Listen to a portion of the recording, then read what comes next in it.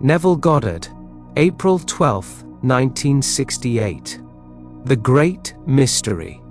Easter Sunday is the day the world celebrates the greatest mystery of the Christian faith. I use the word mystery advisedly, for in the book of Mark, Jesus turns to his disciples and says, "To you it has been given to know the mystery of God, but to those outside, everything is in parables." Mark 4. Here we see that the mystery of God is revealed from within, while the story of God is told as a parable to those on the outside.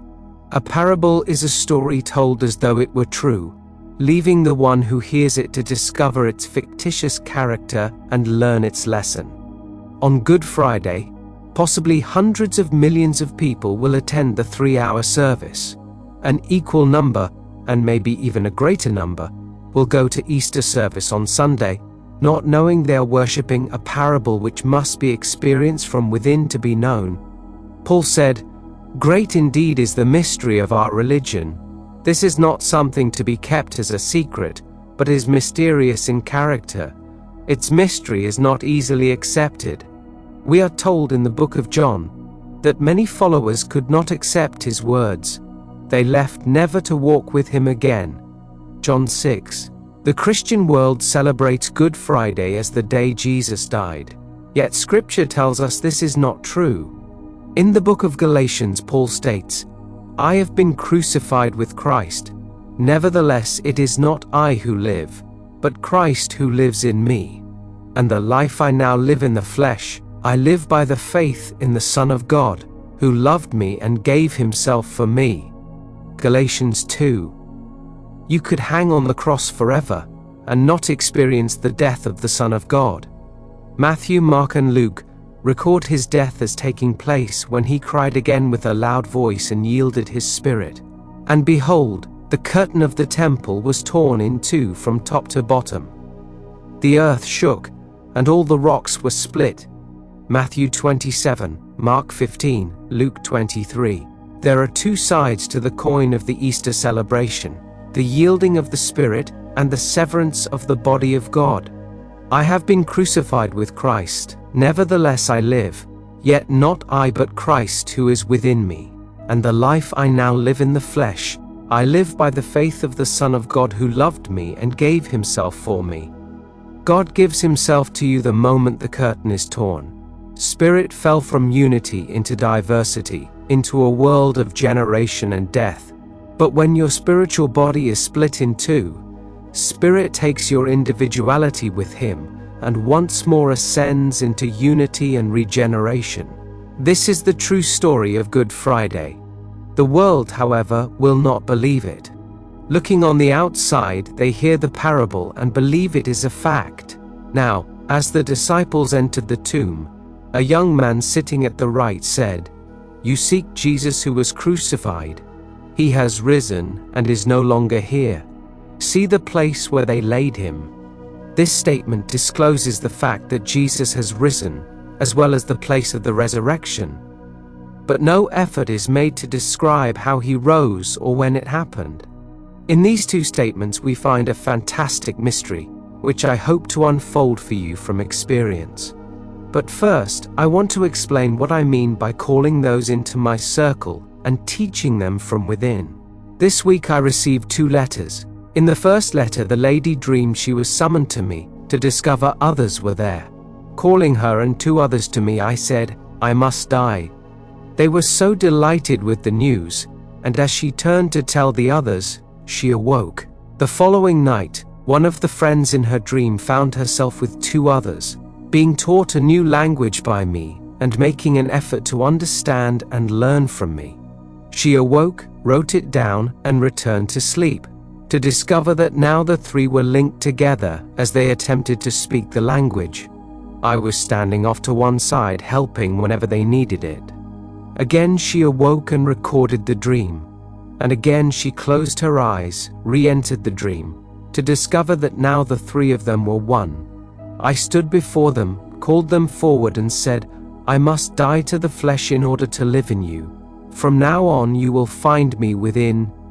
On this level, these dreams are a parable, a story of the inner man, which, falling into diversity, is separate, linked together in the search for the cause of all life, ultimately discovering the unity of all. It is true, it is necessary that I die, but I have already.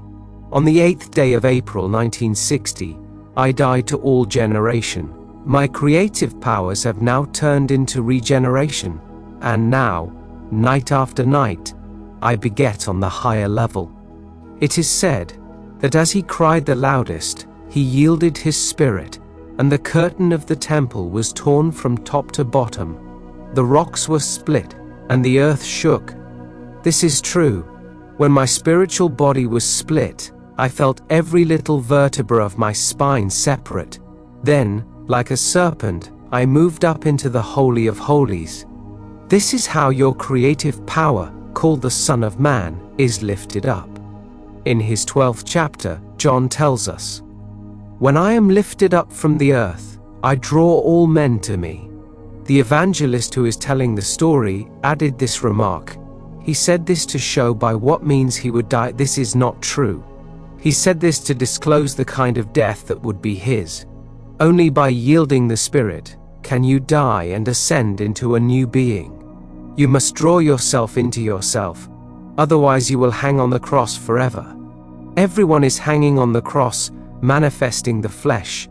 Having been crucified with Christ, it is not the flesh which lives, but Christ, who lives in a fleshly garment.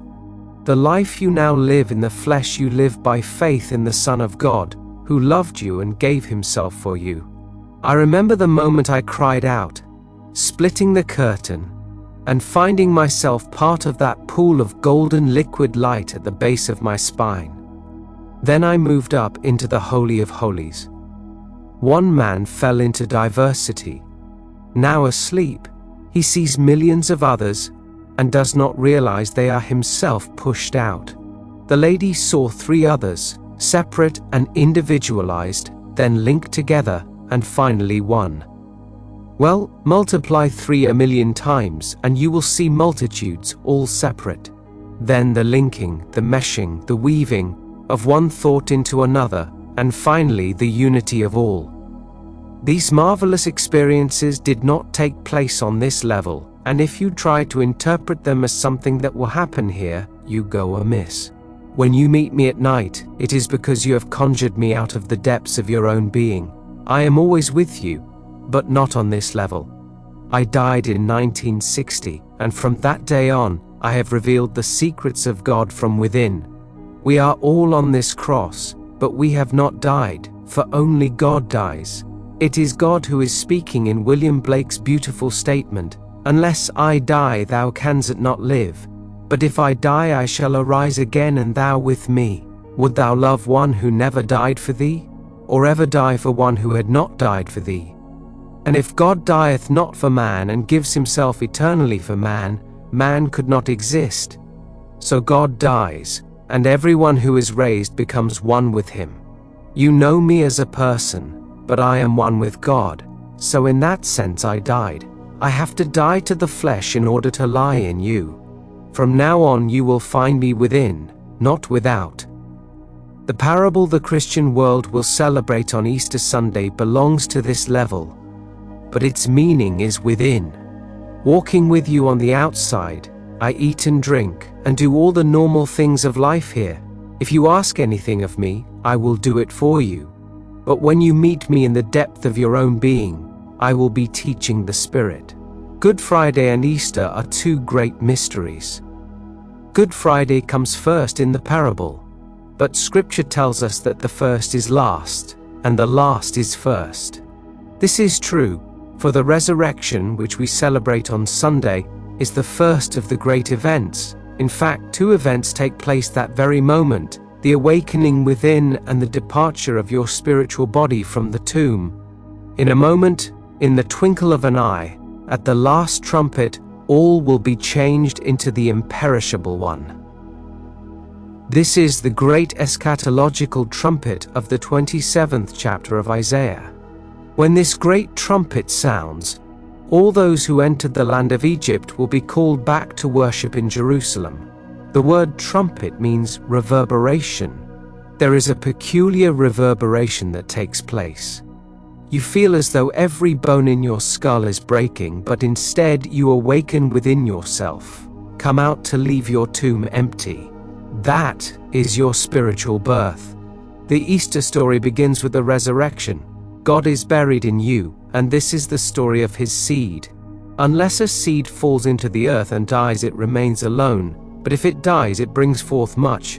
Here is the story of life through death. God dies for your salvation.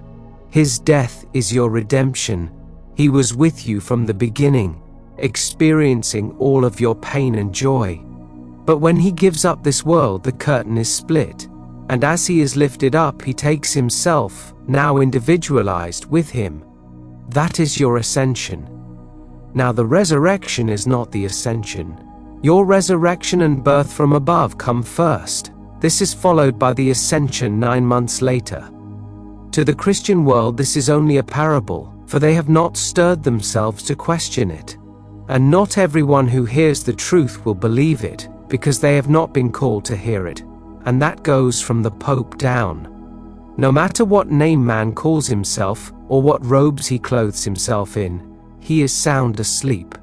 Anyone who believes in a man who lived 2,000 years ago thinks things happen on the outside, and has no desire to question the meaning behind the parable. But one day, a man will know from experience that everything is taking place within, that the world is but a mirror, reflecting that which is within. So her vision was perfect. It started with separation, then linking together. It ended with unification. I have told you the great mystery of the crucifixion. Every child born of woman has been crucified with Christ, but only when his spiritual body is split does Christ die to the flesh. Today I read the work of a brilliant scholar who stated he thought it was merciful that Jesus only had to suffer 3 hours. Here is a man who knows his Greek, Latin, and Hebrew backwards, but cannot see the mystery behind the parable. He added the thought that they did not break his bones because scripture had to be fulfilled. Yet he hasn't the slightest concept as to what that means. Bones represent the law of God, which cannot be broken by man. It is the law of the identical harvest. Jesus is the fulfillment of the law and the promise. But those who worship the parable think the bones of his feet were not broken so that scripture may be fulfilled. God's law was established in the beginning, as everything must bear fruit after its own kind. If it's a pear tree, it bears pears, a plum tree bears plums, and an apple tree apples. Bones represent the law of identical harvest, assuming you are known or unknown, wanted or unwanted, wealthy or poor. Your assumption is your seed, and because of God's law, you will bring forth that which you have assumed you are. So when Jesus Christ had risen, the curtain had been torn, and he had left this sphere. But having left this law behind, they could not break his bones.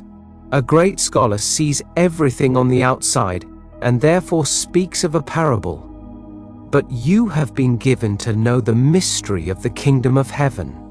Not everyone will receive it, so it is offered to more than can accept it. There will always be a remnant, however, who will understand and believe, and that is how we go up. In the lady's vision, she saw how protean I am. First there were 3, then linked together they became one. In that same way I am part of your being, always speaking to you from within. And when you see me in vision, I will not be talking about this visible garment I wear, or when I will depart from it, for no one knows the hour or the day. When asked, "Teach us the number of our days," no reply was given. Psalm 39. If anyone tries to tell you they know when you will depart, do not believe them. It is my desire that everyone will soon celebrate the splitting of the spiritual temple, and move into an entirely different world, to exercise a power of which mortal man knows not of. I can't explain this power, but it is in my head. I can move mountains by simply exercising it, as this power is my very being. Hearing it in my head, I control it there. My 5 senses have synthesized into a power so great I can do anything. And as I exercise this power, it grows and grows and grows. It has been 8 years since God died, and since that time I have grown in power, grown in wisdom, and expanded in the bosom of God. It is my prayer that you will know it too. Remember to like and subscribe, and let the sound of the bell guide you back. Now let us go into the silence,